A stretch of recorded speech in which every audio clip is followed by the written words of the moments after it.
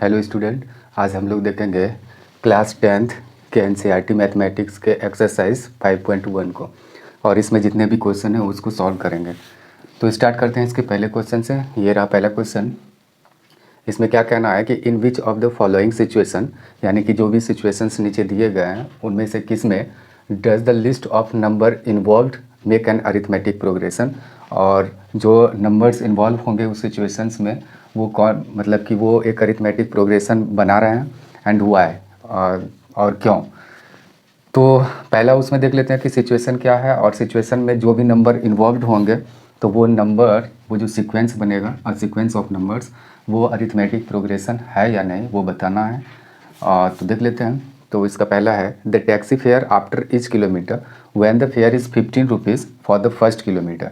एक यहाँ taxi fare की बात की गई है। टैक्सी फेयर यानी कि टैक्सी का जो भाड़ा है, तो उसके बारे में the fair is 15 rupees for the first kilometre. इसके भाड़ा के बारे में बात ये की गई है कि अगर टैक्सी को कहीं भी ले जाते हैं तो पहले किलोमीटर का कितने रुपए देना होता है, 15 रुपीज़। ठीक, आगे फिर and 8 rupees for additional kilometre, और जो भी उसके बाद अतिरिक्त किलोमीटर चलते हैं तो 8 रुपीज़ और देना होता है, उसमें से प्लस करना होता है। तो ये 15 रुपीज़ फर्स्ट किलोमीटर का, ये फर्स्ट किलोमीटर का हुआ। जैसे यहाँ लिख लेते हैं ये फर्स्ट किलोमीटर का, ये सेकेंड किलोमीटर का लिख लेते हैं, उसके बाद थर्ड किलोमीटर का लिख लेते हैं। ये भाड़ा लिख रहे हैं हम लोग, फेयर लिखेंगे तो टैक्सी फेयर 15 रुपीज़ है फर्स्ट किलोमीटर का, ये रुपीज़ में लिख रहे हैं। सेकेंड किलोमीटर का ये कहा गया है कि आगे जो यानी चलेंगे 8 रुपये, उसमें ज़्यादा लगेगा, यानी 8 रुपीज़। तो 15 में 8 प्लस कर देंगे तो 23 हो जाएगा, 23। अब कहते हैं कि जो आगे फिर 1 किलोमीटर मतलब ये थर्ड किलोमीटर यानी तीसरे किलोमीटर में, इससे फिर 8 रुपये अधिक लगेगा। तो इसमें अगर 8 को अगर प्लस करें तो ये कितना हो जाएगा, 31। तो अगर ये फोर्थ किलोमीटर की बात करें तो यानी कि चौथे किलोमीटर में वही टैक्सी का किराया कितना हो जाएगा, 31 में अगर 31 में 8 अगर करें तो 39 हो जाएगा। तो इस तरीके से क्या देख रहे हैं कि ये सीक्वेंस बना, ये 15, ये 23, ये 31 और 39 का। तो क्या ये अरिथमेटिक प्रोग्रेशन, ये जो लिस्ट है नंबर्स का, क्या ये अरिथमेटिक प्रोग्रेशन बना रहा है, और बना भी रहा है तो क्यों बना रहा है। तो देखते हैं। ये दोनों का डिफरेंस अगर देखें तो कितने रुपए का है, 8 का। ये दोनों का अगर डिफरेंस देखें 8 का, ये दोनों का देखें तो 8 का। इट मीन्स कि ये कॉमन डिफरेंस है, हम लोग पढ़ चुके हैं। अरिथमेटिक प्रोग्रेशन किसको कहते हैं, एक ऐसा सीक्वेंस होता है नंबर का जिसके दो कॉन्जिक्यूटिव जो होते हैं टर्म्स, जैसे कि A1, A2, A3, ये अगर AP है तो इस केस में क्या होगा कि दो कॉन्जिक्यूटिव टर्म्स का जो डिफरेंस होगा, यानी कि दो लगातार टर्म्स का जो डिफरेंस होगा, जैसे A2 माइनस A1 करें यहाँ, तो इक्वल टू हो जाएगा ये मतलब जो भी निकलेगा वो डिफरेंस कहीं का भी उठाएंगे दो लगातार टर्म्स तो सेम ही होगा। यानी कि A3 और माइनस A2 भी करेंगे तो वही होगा। फिर इक्वल टू अगर A4 में A3 करेंगे तो हर जगह, जिस जगह का भी कहीं उस सीक्वेंस के कहीं भी दो कॉन्जिक्यूटिव टर्म्स का डिफरेंस देखेंगे तो सेम होगा, तब उसको हम लोग अरिथमेटिक प्रोग्रेशन कहते हैं। तो इस केस में भी देख रहे हैं कि ये अरिथमेटिक प्रोग्रेशन बना ही रहा है। क्यों बना रहा है कि दोनों, इसलिए कि दोनों कॉन्जिक्यूटिव टर्म्स के, दो कॉन्जिक्यूटिव टर्म्स के जो डिफरेंस है वो सेम है, इसीलिए। तो यहाँ जैसा कि देख पा रहे हैं आप लोग, ये क्वेश्चन लिखा हुआ है, तो इसी का हम यानी कि सॉल्यूशन हम लिखते हैं।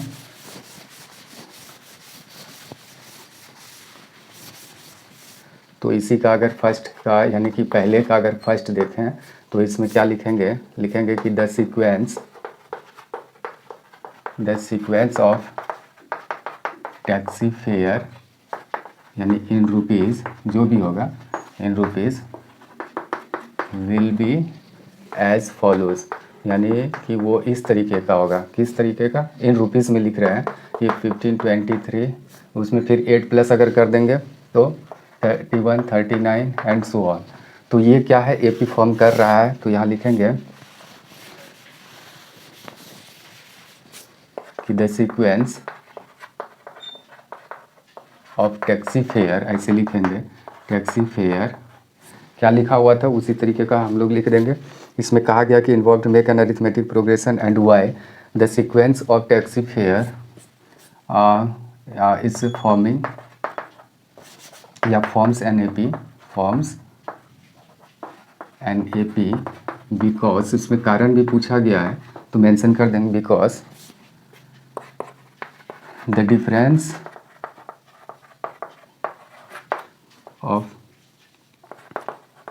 2 कॉन्जिक्यूटिव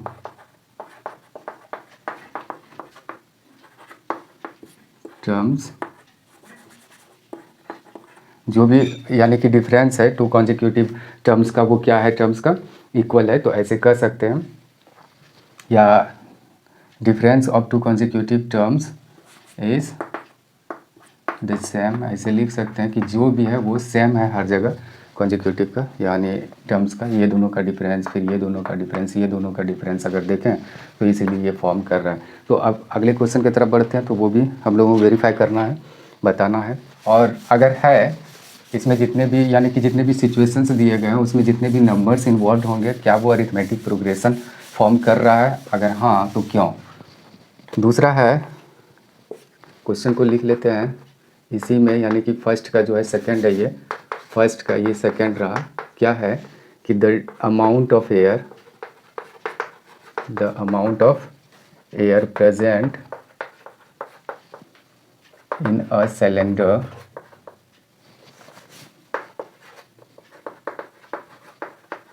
when a vacuum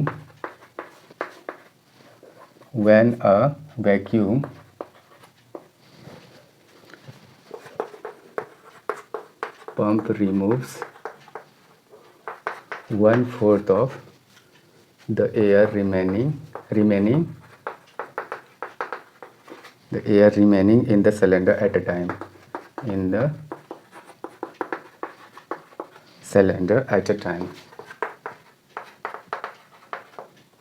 पहले क्वेश्चन को रिपीट करते हैं, उसके बाद समझ लेते हैं क्या है।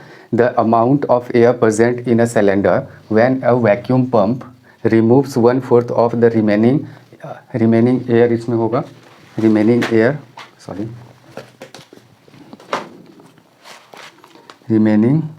इन the cylinder at a time, air remaining 1/4 of the air remaining in the cylinder at a time.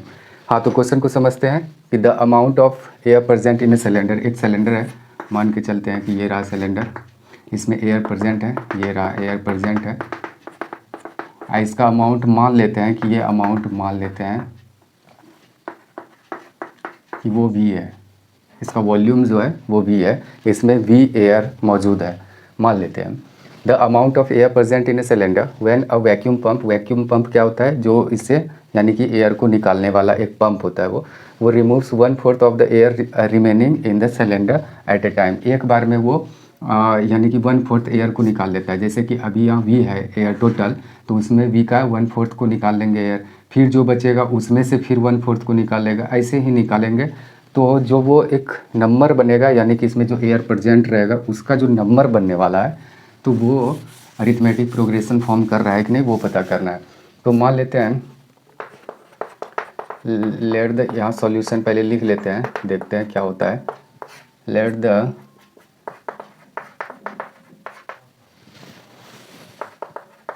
Initial air present in the cylinder be V। मान लेते हैं सिलेंडर में जो यानी कि इनिशियल अमाउंट भी मान सकते हैं, initial air present in the cylinder भी V, यानी कि जो अमाउंट है एयर का इस सिलेंडर में वो V मान लेते हैं। अच्छा, then the sequence of amount of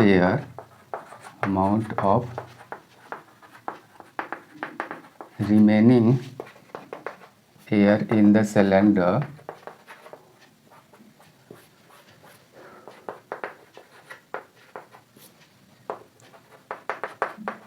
will be as follows, यानी कि वो इस तरीके का होगा, किस तरीके का कि then the sequence of amount of remaining air in the cylinder will be as follows, किस तरीके का होगा वो देख लेते हैं। अभी क्या है, एयर V है, V का 1/4 को अगर एयर को निकाल दिया जाए तो क्या होगा, पहले वो देख लेते हैं। V तो मौजूद ही है, और V का 1/4 यानी कि V/4 अगर निकाल लिया जाए तो क्या हो जाएगा, 4, ये हो जाएगा 4V माइनस V, यानी कि 3V/4, यानी कि इस दूसरे बार बचेगा उसमें 3V/4। अब इसका फिर यानी 1/4 निकाल लिया जाए तो फिर वो जो रिमेनिंग एयर फिर वो बचेगा। यानी कि अगर क्या हम किए कि इस बी में 1/4 यहाँ कहा गया है कि एक बार में वो पंप का जितना भी एयर है उससे 1/4 निकाल लेते हैं तो रिमेनिंग एयर फिर बचेगा। फिर जो जितना एयर है उसका 1/4 एयर निकाल लेंगे तो फिर ये एयर बचेगा। फिर इसमें से 1/4 उसी का निकाल लेंगे तो वो एयर बचेगा। इट मीन्स जैसे कि कोई भी चीज़ 1/4 1/4 1/4 और 1/4 मिला के ही बनता है 1, यानी कोई भी चीज़ कंप्लीट बनता है 1। 1/4 निकाल लिए तो बचा कितना, ये बचा हुआ पार्ट अगर देखें तो ये 3 चीज़ बचेगा। ये ऐसे अगर इसी को प्लस करेंगे तो 1 + 1 + 1 तो 3/4 बचेगा। ये पार्ट बचा हुआ पार्ट हो जाएगा। तो हम डायरेक्ट अगर बचे हुए पार्ट को देखें तो क्या किए, तो v को किससे मल्टीप्लाई कर देंगे, बचे हुए पार्ट यानी 3/4 को ऐसे अगर कर दें तो क्या हो जाएगा 3v/4। अच्छा, फिर इसी के बचे हुए पार्ट में 1/4 को निकाल देंगे तो इसमें ये नहीं है कि इसका 1/4, पहले अगर 1/4 निकालेंगे तो ऐसे हो जाएगा 3v/16। फिर क्या करना होगा कि इसमें से फिर ये वाला माइनस करेंगे तो फिर जो बचेगा। तो एक काम करते हैं, इसी का हम लोग यानी कि 3/4 वाला पार्ट से मल्टीप्लाई कर देते हैं, यानी 75% उसी का हो जाएगा 3v/4 × 3/4। रिमेनिंग पार्ट तो यही हुआ, यानी कि क्या हम कहने का मतलब यह है 1/4 1/4 1/4 और 1/4, इसमें से कहते हैं 1/4 को निकाल दिए तो रिमेनिंग पार्ट कितना बचा, यानी कि ये 3/4 बचा। तो इसी का रिमेनिंग पार्ट कितना बचेगा 3/4 आ गया। तो हमको अगर रिमेनिंग इसमें 1/4 निकाल दिया जाए तो रिमेनिंग वाला अगर हिस्सा निकालना है तो उसको 3/4 से मल्टीप्लाई करना होगा। तो इसको अगर 3/4 से ऐसे मल्टीप्लाई कर दें तो क्या हो जाएगा 9/16 और ये बच गया v। तो इस तरीके से यहाँ हो जाएगा 9/16, ये v हो जाएगा। अच्छा, इसी को अगर ध्यान से देखें तो हम ऐसे भी लिख सकते हैं इसको 3/4v ऐसे। इसी को अगर देखें तो 9/16 ना लिख के इसको 3/4 को होल स्क्वायर और v लिख सकते हैं। फिर इसमें रिमेनिंग पार्ट हम लोगों का कितना हुआ, अभी ये क्या हुआ 9/16 और ये v था। इसका रिमेनिंग अगर इससे 1/4 निकाल लेंगे तो बचा हुआ क्या हिस्सा हो जाएगा, यानी बचा हुआ हिस्सा हो जाएगा हम लोगों का 3/4। तो इसको अगर 3/4 से फिर से अगर मल्टीप्लाई कर दिया जाए तो 27 क्या हो जाएगा 64, ये हो जाएगा v। इसी को अगर देखें तो 3/4 को होल क्यूब, यानी कि यही हो जाएगा। तो अगर फिर हम लिख सकते हैं अगले स्टेप में इसी को 3/4 को ऐसे क्यूब। तो हम लोग यहाँ ऑब्जर्व कर रहे हैं कि ये किस तरह का रिमेनिंग हिस्सा, मतलब रिमेनिंग एयर का अमाउंट हो रहा है, यानी v। फिर देख रहे हैं 3/4v, फिर देख रहे हैं 3/4 स्क्वायर v, फिर देख रहे हैं 3/4 होल क्यूब v।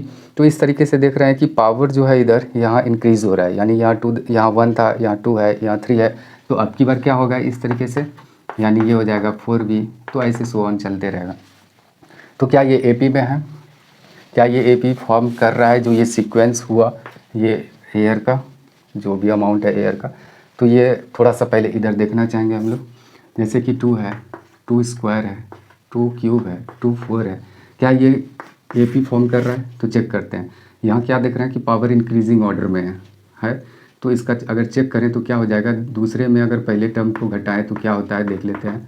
4 में 2 गया तो 2, फिर इसमें 2 क्यूब में 2 स्क्वायर को अगर करें तो 8 - 4 = 4 हो रहा है। फिर अगर 2⁴ में अगर 2 क्यूब को माइनस करें तो ये 16 - 8 = 8 हो रहा है। यहाँ क्या देख रहे हैं कि कॉमन डिफरेंस जो हम लोग 2 कॉन्जिक्यूटिव टर्म्स का निकालते थे वो सेम नहीं है। इट मीन्स कि ये क्या कर रहा है, AP फॉर्म नहीं करेगा या नहीं कर रहा है। तो ऐसा हम लोग देख सकते हैं, अगर बेस सेम हो सबका और पावर इंक्रीजिंग ऑर्डर में होता है तो वो दोनों यानी कि 2 कॉन्जिक्यूटिव टर्म्स का जो डिफरेंस होता है वो सेम नहीं होता है। तो इस केस में भी हम लोग वही कर सकते हैं, क्या कर सकते हैं, देख रहे हैं कि बेस सेम है, बेस सबका सेम है, लेकिन पावर क्या है इंक्रीजिंग ऑर्डर में है। तो यहाँ कुछ नहीं है तो 1 है, इंक्रीजिंग ऑर्डर में देख रहे हैं। इट मीन्स कि इसका कॉमन डिफरेंस क्या होगा, यानी कि 2 कॉन्जिक्यूटिव टर्म्स का डिफरेंस सेम नहीं होने वाला है। इट मीन्स ये क्या कर रहे हैं, यानी वो AP फॉर्म नहीं कर रहे हैं। तो इसके बारे में हम लोग क्या लिखेंगे, लास्ट में हम लिखेंगे, लास्ट में इसी के लास्ट में आप नीचे लिख सकते हैं ऐसा स्टेटमेंट कि हियर द सीक्वेंस ऑफ या the sequence of remaining air present in the tank does not form an AP, वो AP फॉर्म नहीं कर रहा है बिकॉज, कारण क्या देंगे, because the difference of two consecutive terms, जो डिफरेंस देख रहे हैं, difference of two consecutive terms are, the differences लिख देते हैं, कहीं का भी डिफरेंसेस हम निकाल रहे हैं, of two consecutive terms are not same या इक्वल, जो भी लिखना है। तो ये सेम नहीं देख रहे हैं दो कॉन्जिक्यूटिव टर्म्स का, तो इसी कारण, इसीलिए ये यानी कि ये AP फॉर्म नहीं कर रहा है। तो ये कारण दे दिए 2 नंबर का। अब बढ़ते हैं फर्स्ट के थर्ड के तरफ। फर्स्ट का थर्ड क्वेश्चन देख लेते हैं क्या है। पहले का क्या था, वो AP फॉर्म शायद कर रहा था, दूसरे में देख रहे हैं नहीं कर रहा है। अब तीसरा देख लेते हैं, the cost of digging a well, लिख लेते हैं the cost of digging a well after every metre of digging,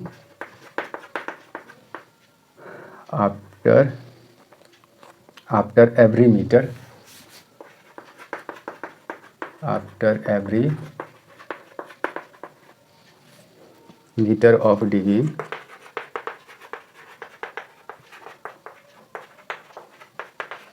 when it costs 150 rupees for the first meter, for the first meter,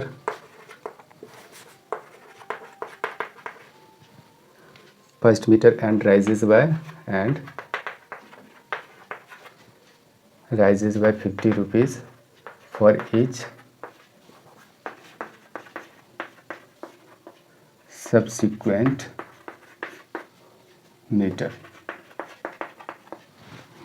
हाँ, तो इस क्वेश्चन में क्या कहा गया है पहले पढ़ लेते हैं इसको। The cost of digging a well, एक कुआं है, कुआं, इसको खुदवाने का जो खर्च कॉस्ट आ रहा है वो देखते हैं मीटर के हिसाब से, जो फर्स्ट मीटर होगा, सेकंड मीटर, 1 मीटर खुदाई करवाने का, फिर दूसरे मीटर, तीसरे मीटर में, इसी तरीके से, यानी फर्स्ट मीटर का कुछ कॉस्ट है, सेकंड, थर्ड, ऐसे। देखिए सबसे पहले क्या होता है, फर्स्ट मीटर खोदना थोड़ा सा इजी होता है, सेकंड मीटर थोड़ा सा और डिफ़िकल्ट हो जाएगा, थर्ड में और अगर गहराई में इसको डिग करेंगे, खोदेंगे तो क्या हो जाएगा, और ज़्यादा मेहनत यानी इसमें लगने वाला है, क्योंकि इससे मिट्टी भी निकालना होता है और टेम्परेचर भी नीचे बढ़ते जाएगा। इस तरीके से डिगिंग जो चार्जेज है, कॉस्ट है, वो नीचे जितने जाएंगे और ज़्यादा होने लगेगा। यहाँ लिखा हुआ है कि the cost of digging a well, यानी एक कुएं को खोदने का जो खर्च है, after every metre of digging, यानी कि प्रत्येक मीटर यानी कि जो खोद रहे हैं उसके बाद का, व्हेन इट कॉस्ट 150 रुपीज़, यानी कि ये when it cost 150 rupees for the first metre and rises by 50 rupees for each subsequent metre. इसका ये कहना है कि फर्स्ट मीटर का जो चार्ज है वो 150 रुपीज़ लग रहा है, और ज्यों इसके नीचे अगले मीटर यानी सेकंड मीटर, थर्ड मीटर को की खुदाई कर रहे हैं, उसमें 50 रुपीज़ राइज हो रहा है। यानी पहले मीटर का अगर देखें तो फर्स्ट मीटर की खुदाई का चार्जेस है 150 रुपीज़, दूसरे सेकंड मीटर का अगर खुदाई करवा रहे हैं तो उसमें 50 रुपीज़ और इंक्रीज़ हो रहा है, तो इस तरीके से वो 200 रुपीज़ हो जाएगा, फिर उसमें 50 रुपीज़ ऐड हो जाएगा तीसरे मीटर के लिए, तो इस तरीके से ये हो जाएगा 250 रुपीज़, यानी कि 250 रुपीज़। तो हम क्या देख रहे हैं कि ये इंक्रीज़ हो रहा है, तो इसमें क्या 50 रुपीज़ का कॉमन डिफरेंस देख रहे हैं। तो यहाँ क्या हुआ इस केस में कि ये AP फॉर्म कर रहा है। तो यहाँ हम इसका सॉल्यूशन कैसे लिखेंगे, सॉल्यूशन लिखेंगे कि इस केस में द कॉस्ट ऑफ, या ऐसे सीक्वेंस ऑफ ऐसे लिख लेते हैं, द सीक्वेंस ऑफ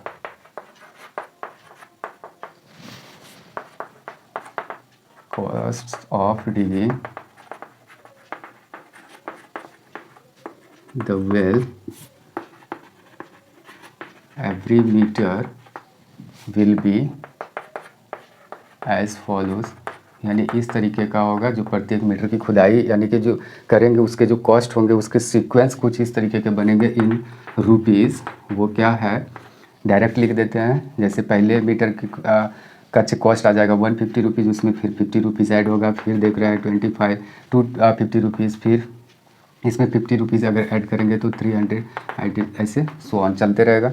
तो ये क्या कर रहा है, एपी फॉर्म कर रहा है, एपी फॉर्म कर रहा है। तो इसका कारण हम लोगों को देना होगा कि हियर द सीक्वेंस, जो भी सीक्वेंस है लास्ट में, इसके लास्ट में लिखेंगे हम लोग, इसको मिटाने के बाद इसके नीचे लिखेंगे हियर द सीक्वेंस, जो भी सीक्वेंस जिस चीज़ का है, फॉर्म्स एन एपी, ये एपी को फॉर्म कर रहा है बिकॉज द डिफरेंसेस, या ऐसे लिख सकते हैं कि the differences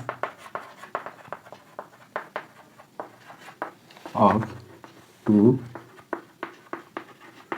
consecutive terms are same, यानी दो कॉन्जिक्यूटिव टर्म्स का देख रहे हैं कि डिफरेंस क्या है, सेम है, इट मीन्स कि वो एपी फॉर्म कर रहा है।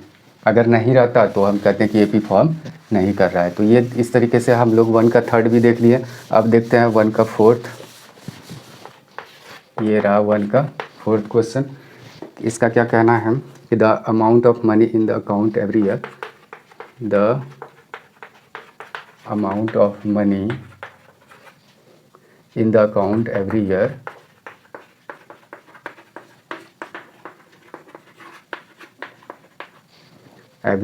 when 10,000 rupees is deposited at the compound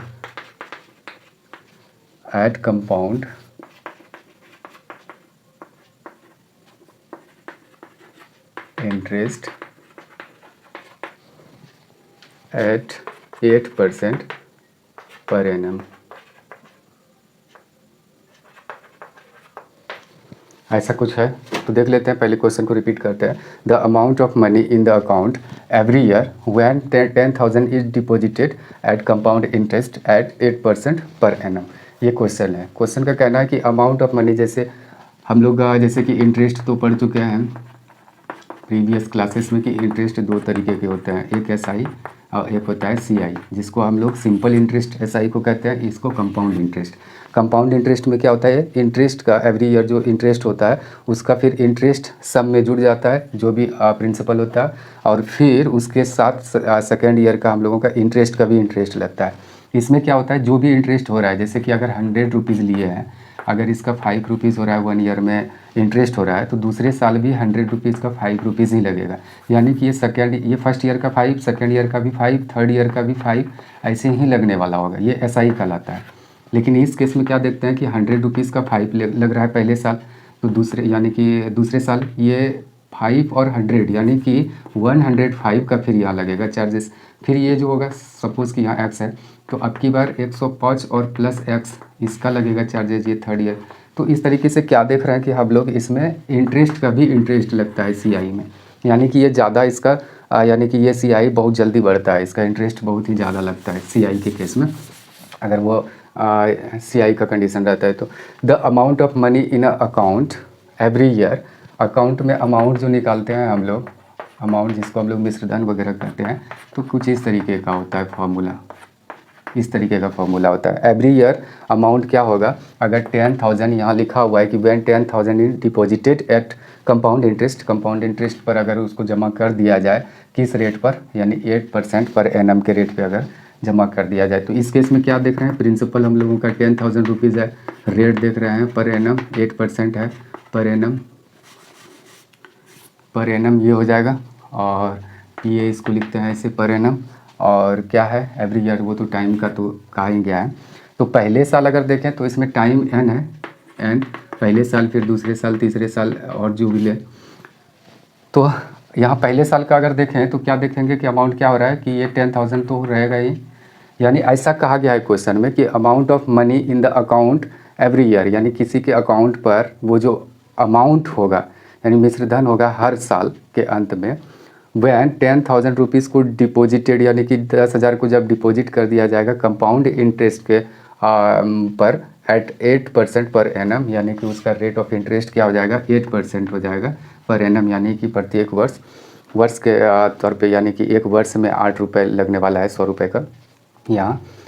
तो ये क्या है कि ये यहाँ हम तो प्रिंसिपल वो 10,000 ले लिए और रेट मेरा 8 है, और पहले साल का जो अमाउंट होगा तो यहाँ 1 ईयर हो जाएगा। ऐसे सेकेंड ईयर देखेंगे तो इसी पर यहाँ 2 पावर आ जाएगा, थर्ड ईयर का यहाँ पावर 3 हो जाएगा, यहाँ 4 हो जाएगा।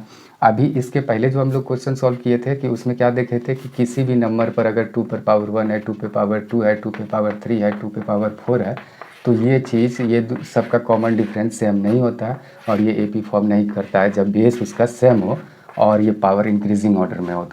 तो यहाँ इस केस में भी देखेंगे पहले साल का अमाउंट तो यही हो जाएगा, ये यहाँ पावर 1 रहने वाला है। दूसरे साल का अमाउंट क्या हो जाएगा, इसी पर पावर 2 आ जाएगा, फिर तीसरे साल पे 3 आ जाएगा।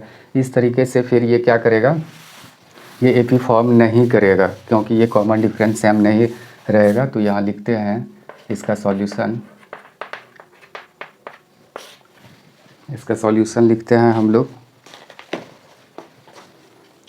The amount of money. तो द सीक्वेंस ऑफ अमाउंट क्या लिखा गया है, कंपाउंडेड अच्छा amount money will be as follows. इस तरीके का होगा, वो अमाउंट जो होगा रुपीज़ में होगा, यहाँ लास्ट में आप लोग लिख सकते हैं ऐसे रुपीज़ में।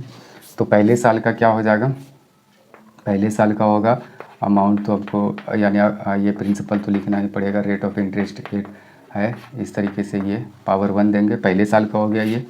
दूसरे साल में क्या हो जाएगा, दूसरे साल की बात करें यही रहेगा इस तरीके के, लेकिन ये पावर 2 हो जाएगा, ये सब रुपीज़ में है।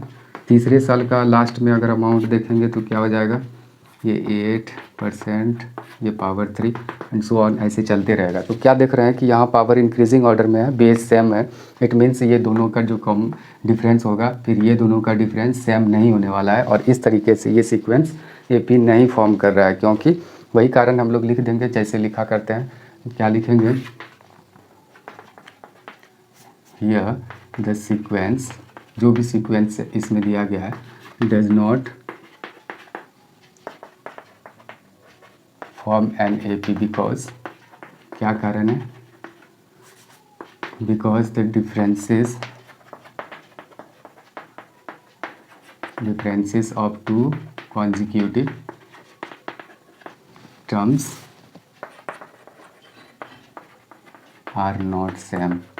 यानी या सेम या इक्वल लिख सकते हैं ऐसे कि दो कॉन्जिक्यूटिव टर्म्स का जो है डिफरेंसेस क्या है वो सेम नहीं है, तो इसलिए ये एपी फॉर्म नहीं कर रहा है या नहीं करता है। तो ये हो गया। इस तरीके से हम लोग चौथे क्वेश्चन को भी देख लिए। फर्स्ट का 4th नंबर का ये क्वेश्चन था। इसमें सिर्फ ये चेक करना था कि इसमें ऐसे सिचुएशन में जितने भी नंबर्स इन्वॉल्व है क्या वो एपी फॉर्म कर रहा है, अगर कर रहा है तो क्यों कर रहा है, नहीं कर रहा है तो क्यों नहीं कर रहा है। यहाँ एक में कर रहा था पहले वाले में शायद, उसके बाद फिर नहीं किया। दूसरे नंबर क्वेश्चन को पढ़ते हैं, यानी एक्सरसाइज 5.1 के दूसरे नंबर क्वेश्चन को पढ़ते हैं। Right first 4 terms of AP. AP के 4 टर्म्स को लिखें when the first term A and the common differences d are given. यहाँ 2 में पहला दिया गया है, क्या दिया गया है कि ए दिया गया फर्स्ट टर्म एपी का 10 है और कॉमन डिफरेंसेस है 10। तो इसमें 4 टर्म्स को निकालना है, यानी कि एपी जो होता है एपी, यानी कि ये सीक्वेंस इस तरह का होता है 3A4 ऐसे। यही कहते हैं एपी का जो फर्स्ट टर्म है, second term, third term, fourth term, ये हम लोगों को 4 टर्म्स एपी का निकालना हो यदि उसका फर्स्ट टर्म यानी कि ये ए दिया गया है और कॉमन डिफरेंसेस ये दिया गया है। तो हम लोग को पहले पता है कि ये कैसे निकालते हैं। A1 के लिए हम लोग सबरी में पढ़ चुके हैं, सिर्फ ए लिखते हैं। A2 के लिए क्या लिखेंगे, A+D लिखेंगे। A3 के लिए क्या लिखेंगे, ये 3 लिखा हुआ है तो A+2D यहाँ लिखेंगे। A4 के लिए क्या करेंगे तो ये A+ यहाँ 4 लिखा हुआ है तो यहाँ 3D डालेंगे, उससे 1 कम यानी कि D का होगा। तो इस तरीके से हम लोग यहाँ निकाल सकते हैं। इसका सॉल्यूशन अगर देखें तो A1 इक्वल टू क्या लिखेंगे, जो A है वही है। A2 देखें तो A+D हो जाएगा। ए का वैल्यू क्या है हम लोगों के पास, ए का वैल्यू है 10 और डी का वैल्यू है 10, इस तरीके से ये 20 हो गया। A3 निकालने के लिए A+2D करेंगे तो ए का वैल्यू तो 10 है और +2D, 2 इंटू डी का वैल्यू कितना है 10 है, इस तरीके से 10 और प्लस क्या हो जाएगा 20, इस तरीके से ये हो जाएगा 30। फिर देखेंगे 4 ही टर्म्स को निकालने के लिए कहा गया है इसमें कि राइट द और right first 4 terms of AP. AP के फर्स्ट 4 टर्म्स को ही निकालना है, पहले 4 टर्म्स को निकालना है। ए अच्छा, when the first term a is given, अच्छा, and the common differences d are given as follows. ठीक है, तो आगे बढ़ते हैं। ये रहा A4 के लिए हमको ए प्लस क्या करना होगा 3D। तो ए का वैल्यू हम लोगों के पास 10 ऑलरेडी है ही, प्लस और 3 और इंटू डी का वैल्यू क्या है, डी का वैल्यू 10 है। फिर से अगेन 10 रखने वाले हैं, तो फिर 10 और प्लस ये क्या हो जाएगा 30 इक्वल टू ये हो गया 40। तो ये हम लोगों के 4 टर्म्स हो गए एपी के। पहला टर्म्स हो गया 10, second term 20, third term 30, fourth term 40। तो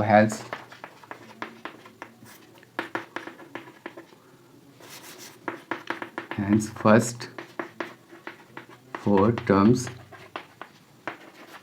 ऑफ द एपी आर क्या क्या है, 10 है, 10, 20, 30 एंड 40। ऐसे हम लिख सकते हैं कि hence first 4 terms of the AP are, ऐसे ये चारों टर्म्स हो गए एपी के। तो ये आसान था निकालना, आराम से निकाल सकते हैं। पहले ही देख चुके हैं इसके समरी में कैसे टर्म्स को निकाला जाता है, एंड टर्म का क्या फॉर्मूला है वो भी हम लोगों को पता है। इसी का सेकेंड देख लेते हैं। ए इसमें दिया गया है, डी भी दिया गया है, 0 है। अच्छा, हम लोग ये भी पढ़ चुके हैं कि डी जो कॉमन डिफरेंस होता है वो 3 तरीके का होता है। यानी कॉमन डिफरेंस जो भी होगा, एक पॉजिटिव नंबर हो सकता है, एक नेगेटिव, या तो एक 0 आ सकता है। 3 चीज़ 0 आने से क्या हो जाता है, सभी टर्म्स इक्वल हो जाते हैं एपी के। इस केस में भी वही होने वाला है, तो चेक कर लेते हैं। इसका सॉल्यूशन पहले देख लेते हैं। क्या करेंगे, 4 टर्म्स को निकालना है। तो इसमें A1 पहला टर्म हो जाएगा, ए ही वो कहलाता है, ये -2 ही है। A2 देखेंगे तो A प्लस डी, और ए का वैल्यू क्या है -2 और प्लस डी का वैल्यू क्या है 0। इस तरीके से -2 और में 0 जोड़ेंगे तो -2 ही होगा। और A3 अगर कहें तो A प्लस 2D, ए का वैल्यू -2 और प्लस 2 इंटू डी है, 2 इंटू डी करेंगे तो 0 ही है डी का वैल्यू। और इस तरीके से -2 और प्लस ये हो जाएगा 0, तो इस तरीके से -2 ही निकलेगा।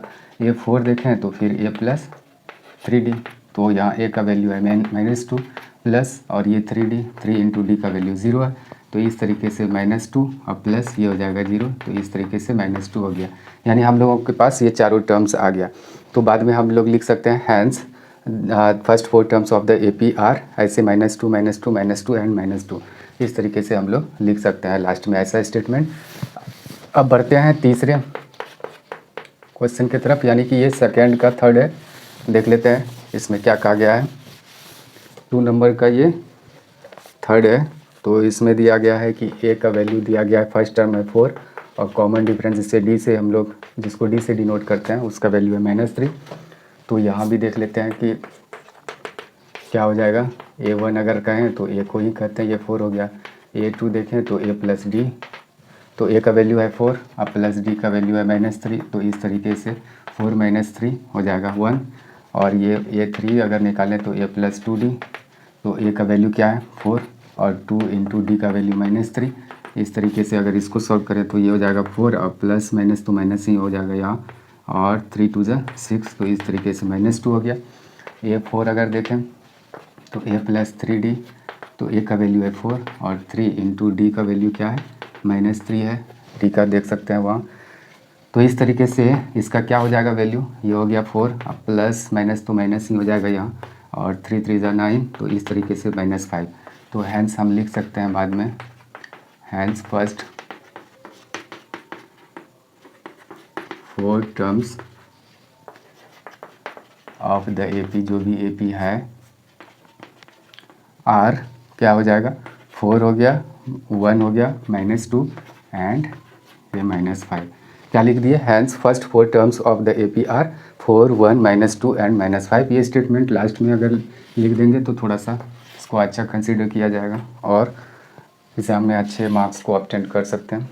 तो ये हो गया सॉल्यूशन थर्ड का। इसके बाद देखते हैं इसी में शायद फोर्थ भी है।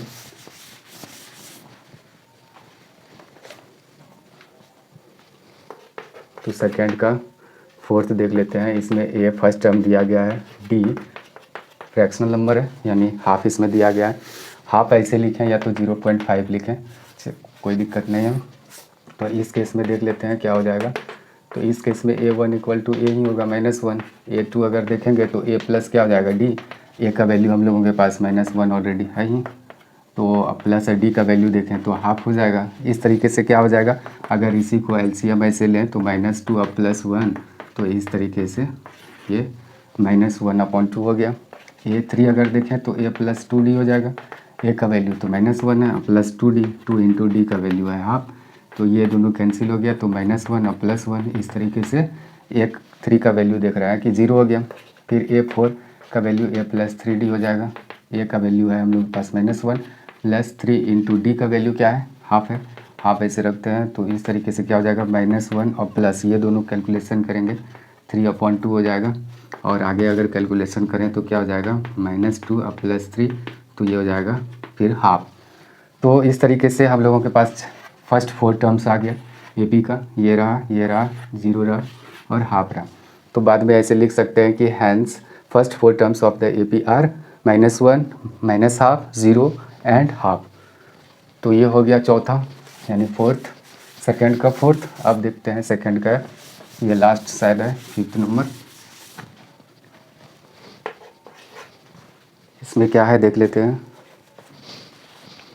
इसमें दिया गया है कि A इक्वल टू है -1.25 और D का वैल्यू दिया गया है -0.25, ऐसे है। हाँ, तो इस केस में क्या हो जाएगा देख लेते हैं सॉल्यूशन इसका। तो 4 टर्म्स को निकालना है, A1 तो वही A ही होता है, A1 से रिप्रेजेंट करें या A से फर्स्ट टर्म को, तो A तो मेरा गिवन ही है। अच्छा, A2 अगर देखें तो A + D, तो A का वैल्यू है आप लोगों के पास -1.25 और प्लस अब D का वैल्यू क्या है 0.25 माइनस में है। तो इसी को अगर फर्दर कैलकुलेशन करें तो प्लस माइनस ये हो जाएगा 25। इस तरीके से क्या देख रहे हैं कि दोनों माइनस में ही है, तो यानी प्लस हो जाएगा, तो इस तरीके से ये हो जाएगा -1.50, ये हो गया A2। फिर इधर देखते हैं A3 अगर देखें तो क्या हो जाएगा A + 2D, तो A तो मेरा क्या दिया गया है -1.25 ऐसे है, -1.25 अब प्लस 2 इंटू D का वैल्यू क्या है यहाँ गिवन है -0.25। इस तरीके से ये हो जाएगा इतना, प्लस माइनस करेंगे तो वही रहेगा, ये हो गया। अच्छा, उसके बाद फिर दोनों देखें तो प्लस दोनों माइनस में है तो जुड़ जाएगा ये दोनों, लेकिन माइनस में होगा तो कुछ इस तरीके का हो जाएगा। ठीक, ये तीसरा था। अब चौथा अगर टर्म इसी में देखें तो यानी कि A4 तो A + 3D हो जाएगा। A का वैल्यू हम लोगों के फिर है -1.25 और प्लस इसमें करेंगे 3 इंटू D का वैल्यू क्या है -0.25, और इस तरीके से -1.25 हो गया और प्लस माइनस माइनस करेंगे और ये हो जाएगा 0.75, और उसके बाद ये दोनों जुड़ जाएगा क्योंकि दोनों माइनस में है। ये दोनों को अगर जोड़ देंगे तो कितना हो जाएगा, ये 75 है, मतलब सॉरी 0.75 है, ये 1.25 है, जोड़ेंगे तो ये 2 हो जाएगा माइनस में। इस तरीके से हम लोगों के पास 4 टर्म्स आ गया। एक ये रहा, सेकेंड टर्म ये हो गया, और ये थर्ड टर्म हो गया, और ये फोर्थ टर्म हो गया। बाद में स्टेटमेंट ऐसे ऐड कर सकते हैं क्या है कि hence the 4 terms of the AP are -1.25 minus comma place करके देंगे -1.50 एंड ये कोमा -1.75 एंड -2, ये हो जाएगा। इस तरीके से हम लोग सेकेंड के 5th नंबर को भी सॉल्व कर लिए। अब बढ़ेंगे अगले क्वेश्चन की तरफ। अब है तीसरा देखते हैं, यानी थर्ड नंबर क्वेश्चन क्या है। तो सेकेंड में क्या हम लोगों को गिवन था, यानी कि A यानी फर्स्ट टर्म किसी हर AP का फर्स्ट टर्म दिया गया था और उसका कॉमन डिफरेंस यानी D का वैल्यू दिया गया था, और हम लोगों को फर्स्ट 4 टर्म्स AP के फाइंड आउट करना था। तो अब थर्ड क्वेश्चन को पढ़ते हैं, देखते हैं क्या है। For the following APs right the first term and the common difference, यानी कि जो भी APs दिया गया है इसमें, तो यानी कि फर्स्ट टर्म को निकालना है, कॉमन डिफरेंस को निकालना है, ऐसा दिया गया है। तो थर्ड का फर्स्ट में क्या है 3 है, 1 है, -1 है और -3 है, और ऐसे। तो इस केस में देखेंगे तो A तो 3 निकल ही रहा है। अगर D देखें तो A2 में -A1 करेंगे, यानी दूसरे टर्म में, सेकेंड टर्म में फर्स्ट टर्म को माइनस कर देंगे, तो दूसरा टर्म क्या है 1 में माइनस करेंगे 3, तो इस तरीके से -2। तो पहला का सॉल्यूशन आ गया हम लोगों के पास, ये रहा सॉल्यूशन। क्या कहा गया था कि थर्ड के क्वेश्चन में ये कहा गया था कि जितने भी यहाँ APs दिए गए हैं उस एपीज़ का फर्स्ट टर्म निकालना है यानी कि ए निकालना है और उसके साथ साथ कॉमन डिफरेंस निकालना है। तो एपी ये गिवन था हम लोगों के पास, ये हम लोगों को दिया गया था फर्स्ट नंबर में कि ये एपी है, इसका फर्स्ट टर्म बताएं। तो फर्स्ट टर्म यानी आगे वाला नंबर जो होता है फर्स्ट टर्म कहलाता है और कॉमन डिफरेंसेस इसको डी से हम लोग रिप्रेजेंट करते हैं। कॉमन डिफरेंसेस को सेकेंड टर्म में फर्स्ट टर्म को घटा देते हैं, यानी आगे वाले टर्म में पीछे वाले टर्म को हम लोग माइनस कर देते हैं तो वो डी आता है। तो डी भी यहाँ निकाल दिया है इस तरीके से, यानी थर्ड का फर्स्ट हम लोग देख लिए, अब थर्ड का सेकेंड देखते हैं। थर्ड का सेकेंड क्या है, -5, -1, 3 और 7, ये एपी है। तो इसका सॉल्यूशन फर्स्ट टर्म तो ए ही हुआ, a -5 है और डी देखें तो a2 में a1 को माइनस करना होगा। a2 मेरा क्या है -1, अब माइनस यहाँ तो है ही, और a1 क्या है -5, इसको -5 को ऐसे रख दें, -1 और माइनस माइनस +5 और इस तरीके से ये हो जाएगा 4। यानी कि इसका फर्स्ट टर्म क्या है -5 और कॉमन डिफरेंसेस यानी जिसको डी कहते हैं, डी का वैल्यू आ गया 4। इस तरीके से हम लोग सेकेंड नंबर को भी देख लिए। अब बढ़ते हैं थर्ड नंबर की तरफ, यानी कि थर्ड के थर्ड, तीसरे का तीसरा नंबर ये है एपी 5/3, 9/3 और ये 13/3। ये ऐसे एपी जो है ना, इसका फर्स्ट टर्म क्या हो जाएगा, फर्स्ट टर्म इस केस में देख रहे हैं कि 1/3 तो है ही, और डी अगर देखें तो a2 में a1 माइनस कर देंगे सेकंड वाले में फर्स्ट को, तो सेकंड क्या है टर्म, और इसमें ये माइनस अगर कर दें तो 3, इस तरीके से ये हो जाएगा 3, 5 - 1 तो ये 4/3, ये कॉमन डिफरेंसेस डी आ गया। ये थर्ड का थर्ड भी हो गया। अब थर्ड का फोर्थ देखते हैं इधर।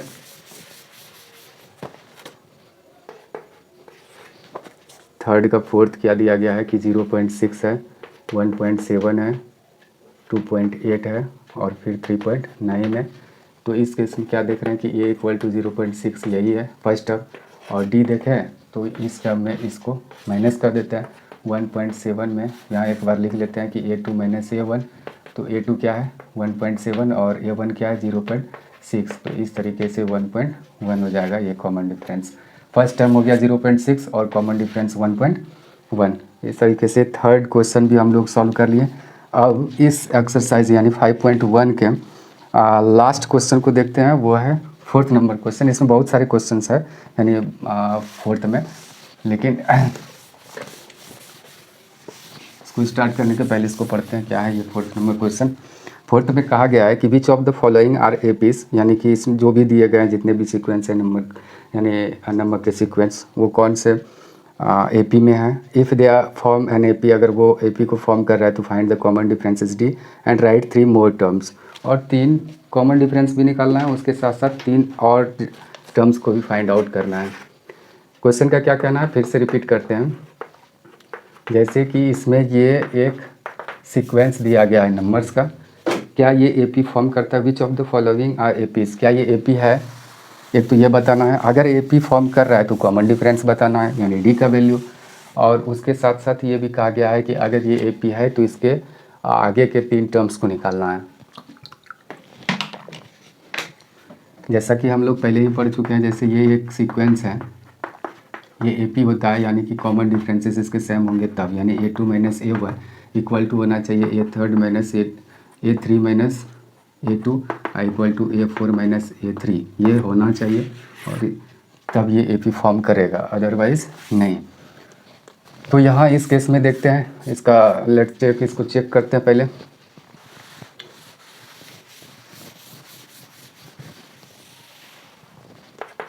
तो हियर a2 - a1 चेक करते हैं, 4 - 2 करेंगे तो 2 हो जाएगा।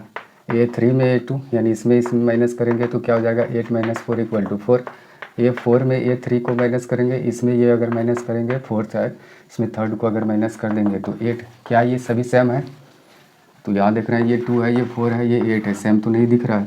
तो हम कहेंगे कि since a2 - a1 is not equal to a3 - a2 is not equal to a4 - a3, तो therefore the sequence,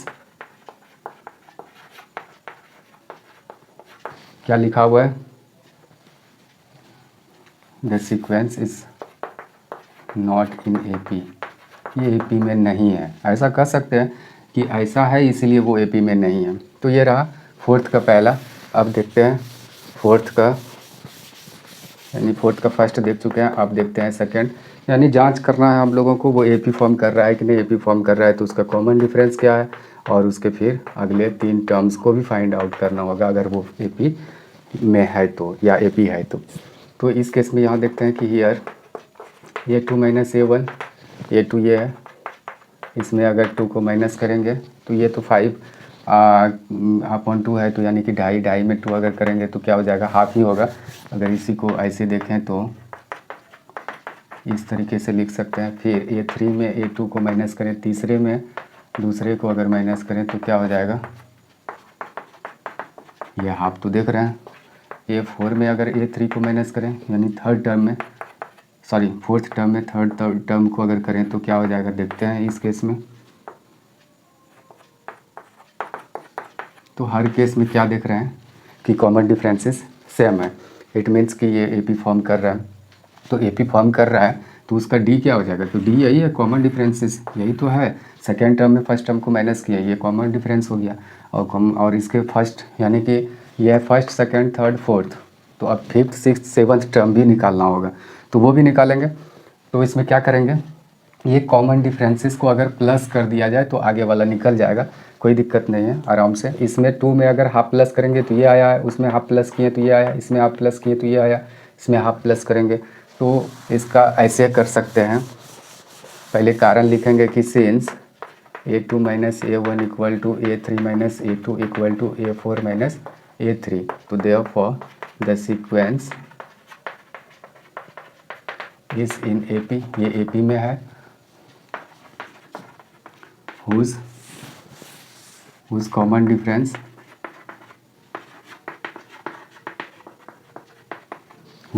difference is क्या है, हाफ था, and its next 3 terms are अच्छा, इसी में हम लोग ऐड कर दें कि इसके जो नेक्स्ट 3 टर्म्स होंगे, यानी इसी में अगर 3 टर्म्स को देखा जाए तो अगले 3 टर्म्स क्या होंगे वो देख लेते हैं। क्या था उसमें, ये डी तो हम लोग कॉमन डिफरेंस हाफ निकाले हैं, यानी इसमें डी को अगर प्लस करते जाएं, ये लास्ट वाले टर्म में अगर करेंगे तो ये वाला, इसमें अगर हाफ प्लस करें तो ये वाला, इसमें हाफ करेंगे तो ये वाला आ जाएगा। तो ये इसमें हाफ करते हैं प्लस, तो इसमें अगर हाफ प्लस करें तो क्या आने वाला है पहले वो देख लेते हैं।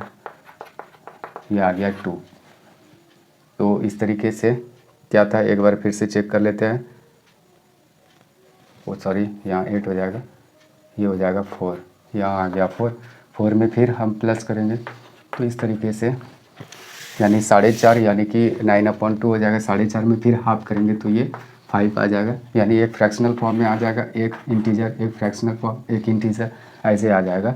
तो यहाँ क्या लिख दिया है कि the sequence is in AP whose common difference is half and its next 3 terms are, उसके अगले 3 टर्म्स क्या हो जाएंगे, 4, 9/2 एंड 5। ये ऐसे कर सकते हैं, डायरेक्ट इसी में ऐड कर दिए ये दोनों चीज़। इस तरीके से फोर्थ क्वेश्चन के सेकंड को भी हम लोग देख लिए। अब देखेंगे फोर्थ के थर्ड को। इसमें सिर्फ चेक करना है कि ये AP है या नहीं। इसमें तीसरा है -1/1.2 -3.2 -5.2 -7.2 एंड सो ऑन। अच्छा, इस केस में देख लेते हैं। तो हियर यहाँ चेक करना होगा आप लोगों को, A2 माइनस A1, A2 तो मेरा यही है 3.2, उसमें माइनस करना होगा ये -1.2। तो इस तरीके से क्या हो जाएगा, यहाँ से यहाँ तक का कैलकुलेशन करना है, माइनस माइनस प्लस हो जाएगा 1.2, तो ये माइनस करना होगा तो ये हो जाएगा 2 माइनस, लेकिन लग जाएगा यहाँ, ठीक। फिर देखेंगे A3 में A2 को अगर माइनस करेंगे तो 3, ये थर्ड ये है मेरा टर्म, इसमें माइनस करना होगा ये वाला 3.2 को, -3.2 को, ये हो जाएगा माइनस ये, और ये रहा ऐसे। तो ये दोनों का अगर प्लस माइनस करें क्या हो जाएगा, ये आ जाएगा, यहाँ भी आ जाएगा -2। इस तरीके से अगर A4 माइनस A3 करें तो A4 क्या देख रहे हैं आप लोग, -7.2 है, यहाँ -7.2, उसमें फिर माइनस करेंगे ये A3, यानी कि ये थर्ड टर्म को, तो इस केस में देखते हैं क्या होता है। तो यहाँ भी देख रहा है -2 आ रहा है, तो यानी कॉमन डिफरेंसेस देख रहे हैं कि यहाँ सेम है। इट मीन्स कि ये AP में है। हम लिखेंगे कि सिंस, अच्छा AP में है तो इसका कॉमन डिफरेंसेस तो कर देंगे कि -2 ही है। अब इसके अगले टर्म को निकालने के लिए क्या करना होगा, इसमें -2 को ऐड करना होगा। जो भी है लास्ट वाले टर्म उसमें -2 को प्लस कर देंगे, फिर जो आएगा उसमें -2 प्लस करेंगे, ऐसे ही निकल जाएगा। जैसे कि यहाँ क्या है -7.2, इसमें प्लस कर देंगे -2, ये कॉमन डिफरेंस को, तो -7.2 -2 आ जाएगा तो 9.2 आ जाएगा माइनस में। तो आगे वाले टर्म को आराम से हम लोग निकाल सकते हैं ऐसे। यहाँ कारण हम लोग ये कॉमन डिफरेंसेस इसका -2 है। अब लिखते हैं इसका स्टेटमेंट। क्या लिखेंगे कि since A2 - A1 equal to A3 - A2 equal to A4 - A3, इतना तक हम लोग चेक किए हैं। Therefore the sequence is in AP, ये AP में है। हुज यानी कि हुज T इक्वल टू, या ऐसे कह सकते हैं हुज कॉमन डिफरेंस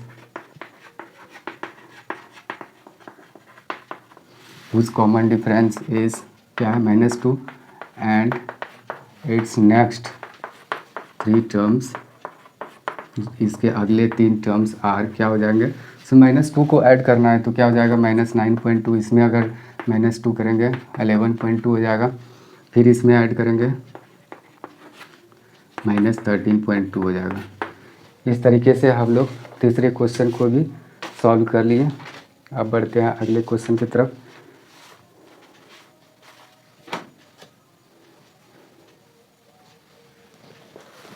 फोर्थ का थर्ड हो चुका है।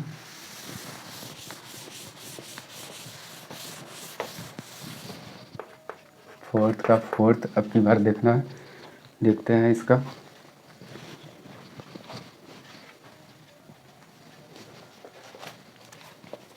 फोर्थ का फोर्थ है -10 -6 -2 और फिर 2 है, ऐसे दिया गया है।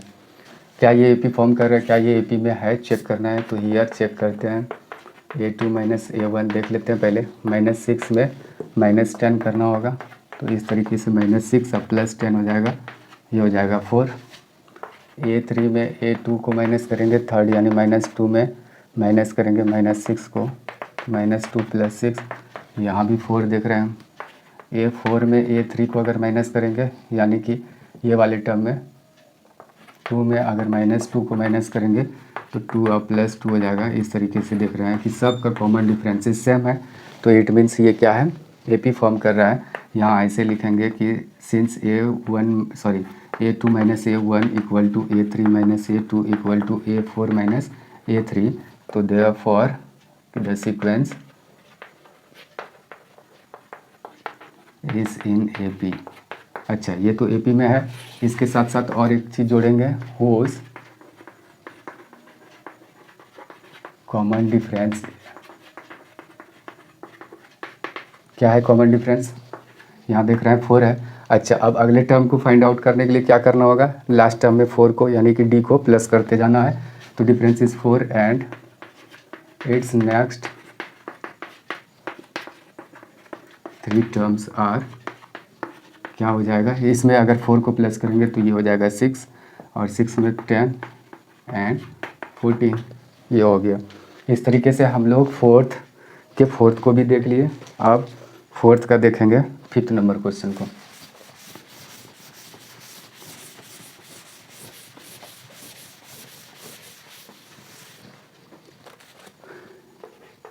फोर का 5th क्या है, 3 + √2, फिर देख रहे हैं 3 + 2 √2, ये एक टर्म है, ये एक टर्म है, ये टर्म है, फिर है 3 + 3 √2, ये टर्म है।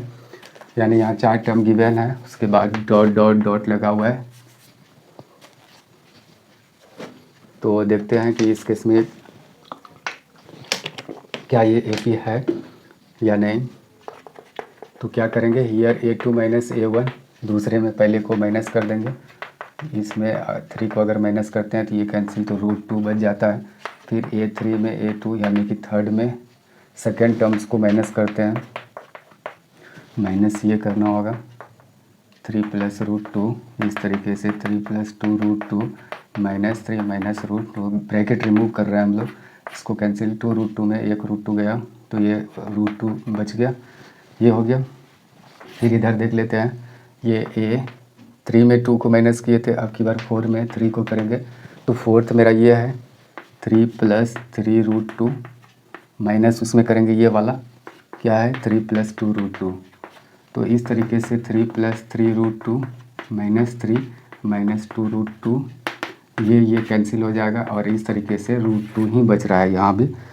तो हम क्या देख पा रहे हैं इस केस में कि इस केस में भी कॉमन डिफरेंसेस सबका सेम देख रहे हैं, दो कॉन्जिक्यूटिव टर्म्स का डिफरेंसेस जो देख रहे हैं वो क्या है, सेम है। इट मीन्स कि ये एपी में है और इस केस में तब इसका फर्स्ट टर्म हो जाएगा 3, फर्स्ट टर्म तो पूछा नहीं गया है लेकिन यहाँ फर्स्ट टर्म 3 है, कॉमन डिफरेंसेस हो जाएगा √2 और आगे वाले टर्म को निकालने के लिए क्या करना पड़ेगा, √2 इसमें प्लस करना होगा, ये वाला आ जाएगा, फिर इसमें करेंगे √2 को प्लस, फिर इसमें करेंगे, अच्छा इसमें √2 3 में √2 को प्लस किया गया, फिर इसमें √2 को प्लस किया गया, तो यहाँ अगर देखें तो 3 प्लस क्या है 3√2, इसी में हम लोगों को प्लस √2 करना होगा, तो इस तरीके से ये दोनों को प्लस करेंगे तो 4√2 हो जाएगा, इस तरीके से हो जाएगा 3 + 4√2, यहाँ हो जाएगा, इसमें अगर प्लस √2 करेंगे तो यहाँ 5√2 और इसमें करेंगे तो 3 + 6√2 हो जाएगा।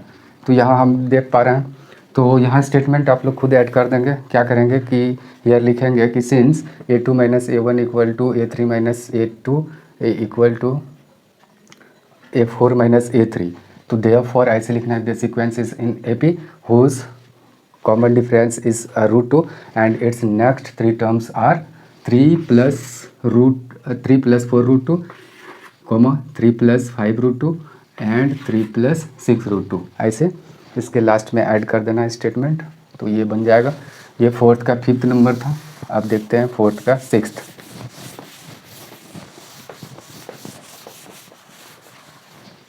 ये रहा फोर्थ का 6th। फोर्थ का 6th क्या है 0.2, फिर है 0.22, फिर है 0.222, फिर है 0.4 × 2 ऐसे दिया गया है। तो क्या ये एपी में है, देखते हैं, फिर से वही a2 - a1 सेकेंड टर्म है, फर्स्ट टर्म को माइनस करके देखते हैं क्या हो रहा है। अगर ऐसे करें तो क्या हो जाएगा, इस तरीके का हो जाएगा, यानी इसमें ये माइनस करेंगे तो ऐसे कर सकते हैं, और माइनस इसमें 0 पॉइंट ऐसे है तो माइनस करना है तो क्या हो जाएगा, इस तरीके का हो जाएगा, वहाँ लिख दिए हम। अच्छा फिर देखेंगे a3 में a2 को माइनस करना है, a3 तो मेरा ये है 0.222, उसमें माइनस करना है 0.22, तो इस तरीके से हो जाएगा 0.002, यहाँ देख पा रहे हैं हम लोग। और यहाँ a4 - a3 अगर करेंगे तो 0.2222 और माइनस करेंगे 0.222, इस तरीके से 0.0002 आ जाएगा। यहाँ हम लोगों का क्या ये सब सेम है, नहीं है, तो इट मीन्स ये सीक्वेंस जो है, सिंस लिखेंगे कि a2 - a1 is not equal to a3 - a2 is not equal to a4 - a3, ये सब अगर इक्वल हो तब एपी है में ये सीक्वेंस है, therefore the sequence is not in AP, ये एपी में ये सीक्वेंस नहीं है। जब नहीं ही है तो इसका कॉमन डिफरेंस तो ये कहना नहीं है कि ये कॉमन डिफरेंस है, कॉमन डिफरेंस सेम होगा तभी ये एपी फॉर्म करेगा, उस केस में हम लोगों को कॉमन डिफरेंस और इसके नेक्स्ट 3 टर्म्स को बताना है, यहाँ कुछ नहीं करना है। ये हो गया। अब बढ़ते हैं अगले क्वेश्चन की तरफ, यानी ये था हम लोगों का 6th। अब देखते हैं 7th क्वेश्चन, यानी कि फोर्थ का 7, इसमें बहुत सारे क्वेश्चन हैं। 7th का है 0 - 4 - 8 और -12, और इसी तरीके से आगे के टर्म है। तो हियर a2 - a1 करते हैं, तो a2 तो मेरा -4 है, उसमें माइनस करना होगा a1 यानी 0, तो इस तरीके से -4 हो गया। a3 में a2 माइनस करें, 3 तो मेरा -8 है, माइनस करना है यानी कि a2 वाले को -4 -8 +4, तो इस तरीके से -4 हो जाएगा। a4 - a3 अगर करें तो a4 तो मेरा -12 है और उसमें माइनस करना है -8, इस तरीके से हो जाएगा, ये हो गया -4। यहाँ क्या देख रहे हैं, इस केस में कॉमन डिफरेंसेस सेम है, तो इट मीन्स कि ये ए पी फॉर्म कर रहा है, तो इसका कॉमन डिफरेंसेस। तो लास्ट में स्टेटमेंट ऐसा इस तरीके का लिख सकते हैं कि since A2 minus A1 equal to A3 minus A2 equal to A4 minus A3 ऐसा है। तो देयरफॉर हम कह सकते हैं the sequence is in AP whose common difference इस क्या है, ये -4 ऐसा लिख सकते हैं। And its next 3 terms are, क्या लिखेंगे, इसके 3 टर्म्स क्या हो जाएंगे। तो यहाँ देख रहा है कि -4 इसमें सब में ऐड हुआ है, तो इसमें -4 को ऐड करेंगे तो -16 हो जाएगा, -16 -20 और फिर -24 हो जाएगा। सब में अगर ये लास्ट वाला जो टर्म देख रहे हैं इसमें क्या करना होता है कि वो d को प्लस करना होता है। d -4 है तो इस तरीके से -12 में +-4 ऐसे हो जाए, +-4 इक्वल टू -16। फिर इसमें -4 को ऐड कर देंगे, तो इसी तरीके से हम अगले टर्म को फाइंड आउट कर सकते हैं। ये हो गया यानी कि 7th नंबर क्वेश्चन 4th का।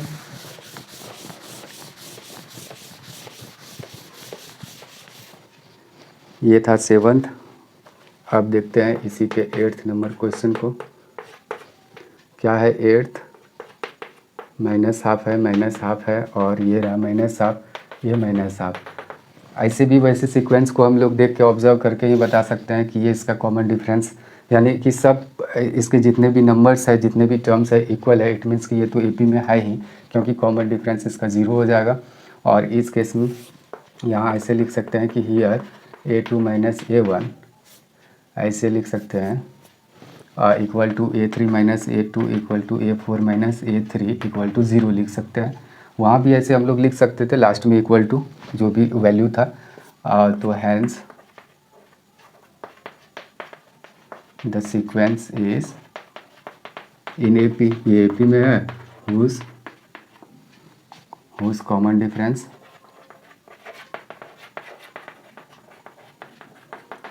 Zero and its next next 3 terms वही हो जाएगा, क्योंकि इसके सभी तो टर्म्स इक्वल ही है। इसमें 0 को प्लस करेंगे तो वही हो जाएगा, तो वही लिख सकते हैं हम लोग, यही होगा तीनों टर्म्स उसके। तो इस तरीके से हम लोग 8वें क्वेश्चन को भी देख लिए। ये जांच करके हम लोगों को बताना है, और इसमें बहुत सारे क्वेश्चंस है, सबको 1 बाय 1 देख ही लेते हैं। ये 8th नंबर क्वेश्चन है। इसके बाद फिर 9th को देखते हैं। 9th क्या है, 1 है, 3 है, 9 है और 27 है। ये देख पा रहे होंगे आप लोग, ये क्या है 1, 3, 9 और 27। तो यहाँ अगर देखें तो A2 माइनस A1 करेंगे तो 3 माइनस 1 किए तो 2 हो गया। A3 माइनस A2, इसमें ये अगर माइनस करें तो 9 माइनस 3 इक्वल टू 6 हो जाएगा। A4 माइनस A3 करें तो यानी कि 27 माइनस 9 करें क्या हो जाएगा 18। तो यहाँ क्या देख रहे हैं, कॉमन डिफरेंसेस सेम नहीं है, तो इट मीन्स कि ये AP फॉर्म नहीं कर रहा है। हम लिखेंगे कि since A2 minus A1 not equal to A3 minus A2 is not equal to A4 minus A3। तो therefore the sequence is not in AP, यानी ये AP में ये सीक्वेंस नहीं है, या is not, the sequence is not an AP ऐसे भी कह सकते हैं, इज़ नॉट एन AP, ये AP सीक्वेंस नहीं है। तो इस तरीके से हम लोग 8वें को भी चेक कर लिए। अब बढ़ते हैं इसके 10th नंबर क्वेश्चन की तरफ, यानी कि 4th का 10th। 4th का रहा ये 10th। क्या है क्वेश्चन, इसका क्वेश्चन है A 2A 3A और ये रहा 4A। तो इस केस में देख लेते हैं क्या है हियर, यानी कि A2 माइनस A1 अगर करें तो 2A में एक A गया तो एक A3 में A2, यानी थर्ड में अगर माइनस करें 2A को तो एक ही बचा, और A3 में अगर A4 को माइनस करें इसमें ये तो 4A minus 3A equal to एक A ही आया। तो यहाँ कह सकते हैं कि since A2 minus A1 equal to A3 minus A2 equal to A4 minus A3, ये कितना आया, A ही आया, तो इसका वैल्यू भी यहाँ लिख सकते हैं। तो देयरफॉर कह देंगे कि the sequence is in A P, या the sequence is an A P, ऐसे लिख सकते हैं। फिर इसमें लिखेंगे कि हुज कॉमन डिफरेंस, क्या देख रहे हैं, हुज कॉमन डिफरेंस इज़, क्या आया, ए आया। अच्छा, और इसके नेक्स्ट अगले 3 टर्म्स कैसे हो जाएंगे, ये 4a है, 3a है, 4a है, तो इसमें a को प्लस करेंगे तो 5a हो जाएगा। And its next 3 terms are, क्या हो जाएगा, ये हो जाएगा 5a, 6a एंड 7a। इस तरीके से हम लोग ये भी देख लिए कि ये सीक्वेंस AP में है कि नहीं। अब बढ़ते हैं अगले क्वेश्चन की तरफ। ये था 10th, अब देखते हैं 11th, यानी 4th का 11th क्वेश्चन। 4th का 11th है a square a cube a to the power 4, ऐसे है। अब यहाँ क्या करेंगे, तो हियर a2 माइनस a1 अगर देखें तो दूसरे टर्म में फर्स्ट टर्म को अगर माइनस करें तो ये माइनस लाइक टर्म नहीं है, कॉमन आ जाएगा इसमें इस तरीके का। a3 में अगर a2 माइनस करें तो ये हो जाएगा ए क्यू में ए स्क्वायर माइनस हो जाएगा, ये भी अनलाइक टर्म है, तो इसमें क्या हो जाएगा, हम लोग को कॉमन लेना पड़ेगा a2, तो ये हो जाएगा a माइनस 1। a4 में a3 अगर देखें तो a4 क्या है, ए टू द पावर 4, और ये है ए क्यूब इक्वल, यहाँ ए क्यूब कॉमन लेना पड़ेगा, तो ये a और माइनस 1। क्या ये तीनों इक्वल है, कॉमन डिफरेंसेस नहीं, इक्वल नहीं है। कहाँ देख रहे हैं, यहाँ a है, यहाँ ए स्क्वायर है, यहाँ ए क्यूब है, और इंटू a माइनस 1, तो इधर तो सेम है लेकिन ये डिफरेंट है ये तीनों। तो यहाँ कह सकते हैं कि since a2 minus a1 is not equal to a3 minus a2 is not equal to a4 minus a3, तो therefore the sequence is not an AP, the sequence is not an AP, ये एक AP नहीं है, ये जो sequence दिया गया है ये एक AP नहीं है, हम लोगों को लास्ट में बताना है। अब बढ़ते हैं अगले क्वेश्चन की तरफ। ये था 4th का 11th, अब बढ़ते हैं 4th के 12th क्वेश्चन की तरफ।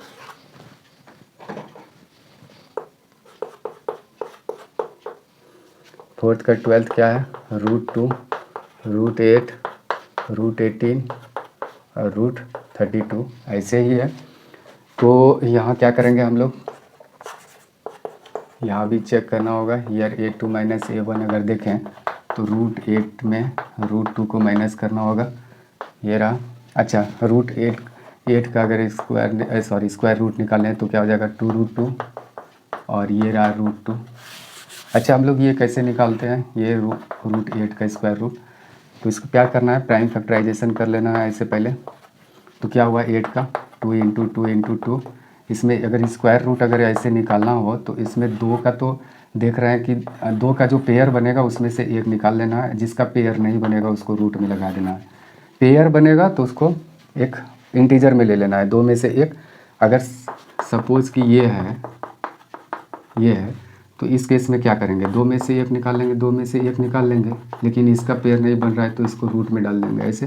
ये 4 इंटू √2 हो जाएगा, 4√2।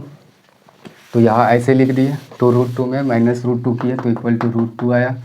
अब अगला देखते हैं, a3 में a2 को माइनस किए तो -18 में हम लोगों को -8 करना होगा। तो 18 का अगर देखें, 2 से ही देख लेते हैं पहले, तो 3√2 हो जाएगा, 3√2। और उसमें √8 का तो अभी तुरंत निकाल के रखे हैं कि ये होगा 3√2 में 2√2 माइनस हो जाएगा तो √2 बचेगा।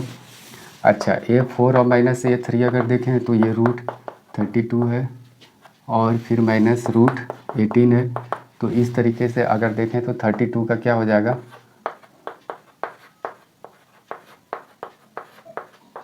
2 2 और ये 4√2 हो जाएगा, ये 4√2 इसका, और इसका तो अभी तुरंत 3√2 निकाले ही हैं, ये दोनों को माइनस करेंगे तो √2 बचेगा। तो क्या देख रहे हैं कि यहाँ कॉमन डिफरेंसेस सेम है, इट मीन्स कि ये सीक्वेंस AP है। तो सिंस लिखेंगे कि a2 minus a1 equal to है a3 minus a2 equal to है a4 minus a3 equal to √2 लिख सकते हैं इसका वैल्यू। तो therefore the sequence the sequence is an A P. ये कह सकते हैं कि ये एक ए पी तो है ही। इसका कॉमन डिफरेंस क्या हो जाएगा, root two root two root two. अच्छा, ये तो बता देंगे कि हाँ इसका हुज कॉमन डिफरेंस इसका, और ऐड कर सकते हैं इसमें इसके बचे हुए। इसी को अगर लिखते हैं कि हुज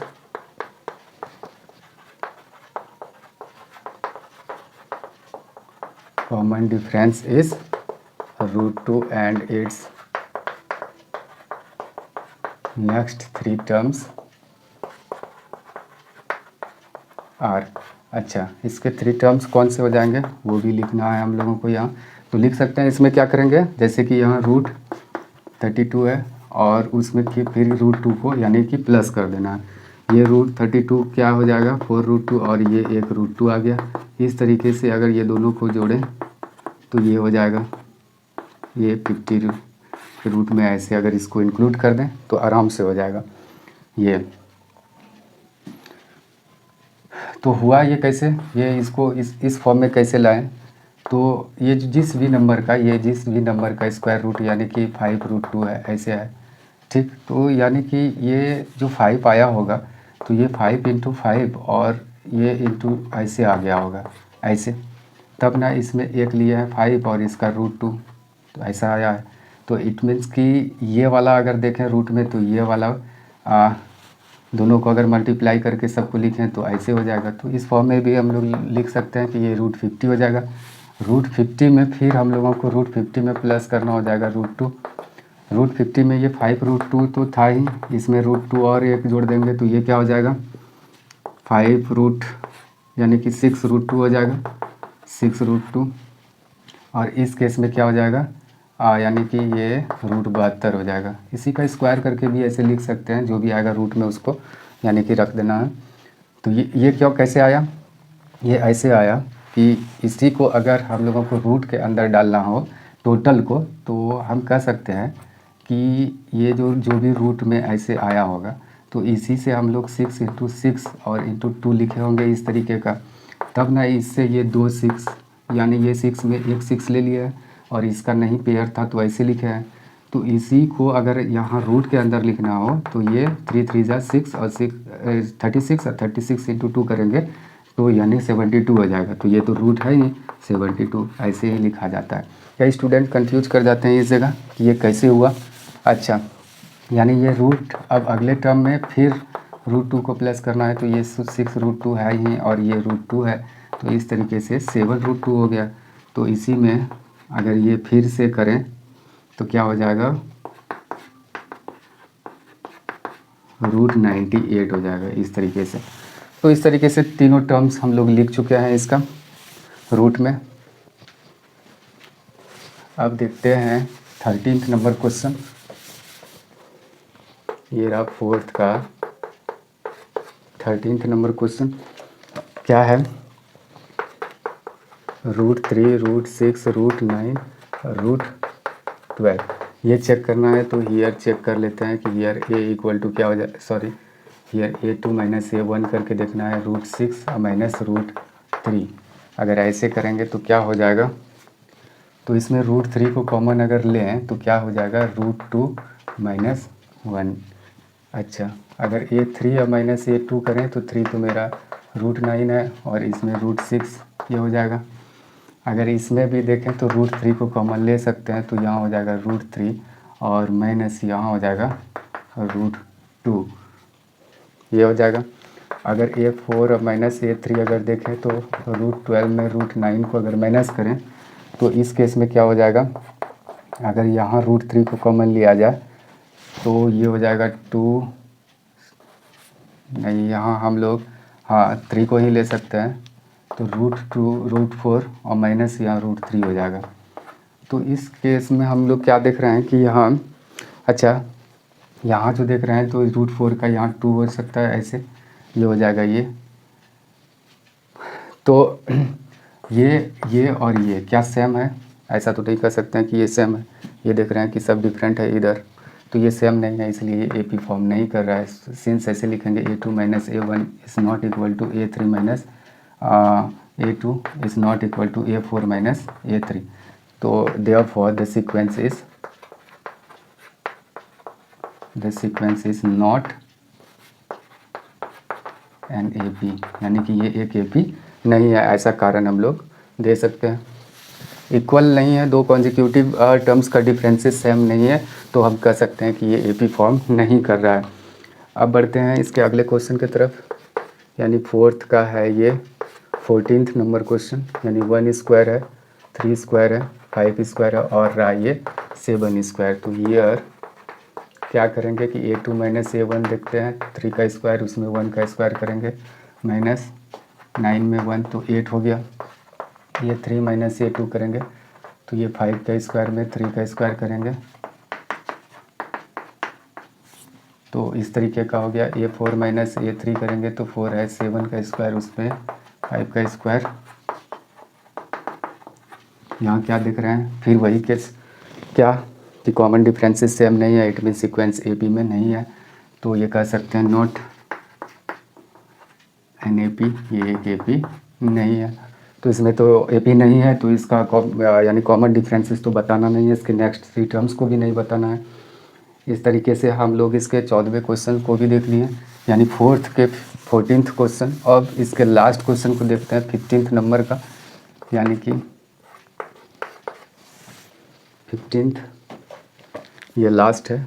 इसमें क्या है, 1 स्क्वायर है, 5 का स्क्वायर है, 7 का स्क्वायर है और 73 है, ऐसे कुछ दिया गया है।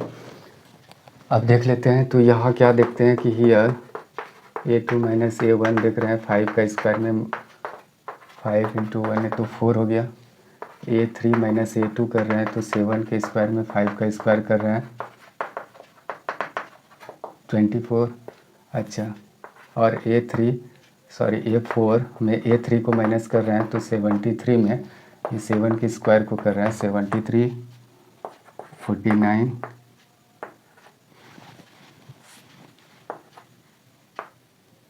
ये 24 आ रहा है।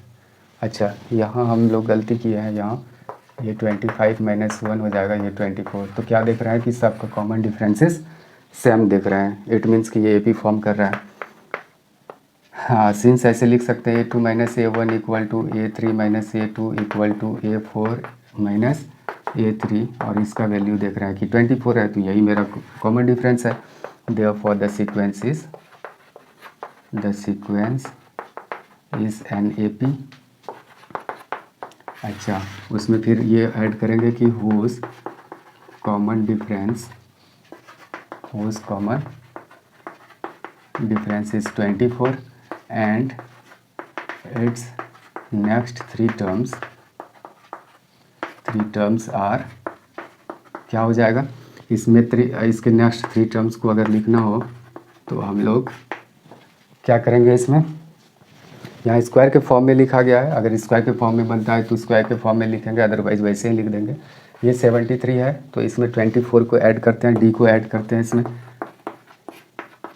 97 हो गया। अच्छा, फिर 97 में फिर 24 को ऐड करेंगे, 121 ऐसे हो रहा है, तो इसी को हम लोग ऐसे यानी कि पावर के फॉर्म में, एक्सपोनेंशियल फॉर्म में लिख सकते हैं ऐसे। अच्छा, अब 121 में फिर 24 को अगर ऐड करें तो यहाँ हो जाएगा 145।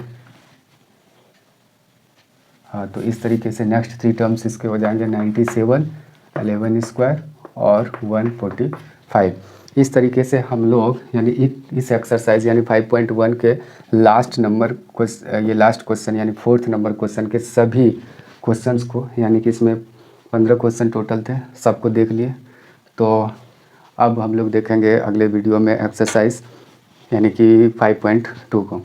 तब तक के लिए धन्यवाद।